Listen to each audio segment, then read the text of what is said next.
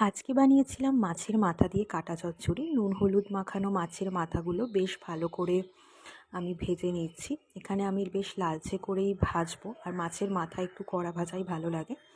মাছের মাথাগুলো ভাজা হয়ে গেলে এরপর আমি মাছের মাথাগুলো তুলে নিলাম। এরপর ওই একই কড়াইতে পেঁয়াজ কুচি দিলাম। পেঁয়াজ কুচি দিয়ে একটু নাড়াচাড়া করে নেওয়ার পর এর মধ্যে একসাথে বেটে রাখা আদা, রসুন, টমেটো, কাঁচা লঙ্কা দিয়ে পেস্টটা দিয়ে আমি এবার ভালো করে মশলাটা কষিয়ে নেব। মশলাটা কষানোর সাথে সাথেই এর মধ্যে আমি ছোট করে টুকরো করে কেটে রাখা আলুগুলো দিয়ে বেশ ভালো করে আমি এখানে মশলাটা কষিয়ে নেব। এরপর আমি একে একে নুন, হলুদ, ধনে, জিরে এইগুলো দিয়ে মশলাটাকে আমি ততক্ষণ পর্যন্ত কষাবো যতক্ষণ না মশলা থেকে তেল ছেড়ে আসছে। এরপর আমার মশলা কষানো বেশ ভালো করে কমপ্লিট হয়ে গেছে, তেলও ছেড়ে এসেছে। এরপর আমি মাছের মাথাগুলো দিয়ে খুন্তির সাহায্যে আমি এখানে ভালো করে ভেঙে নিচ্ছি।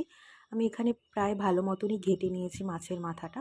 এরপর এর মধ্যে ধনেপাতা কুচি দিয়ে একটু নাড়াচাড়া করে এরপর আমি পরিবেশন করে নিলাম মাছের মাথা দিয়ে কাটা চচ্চড়ি।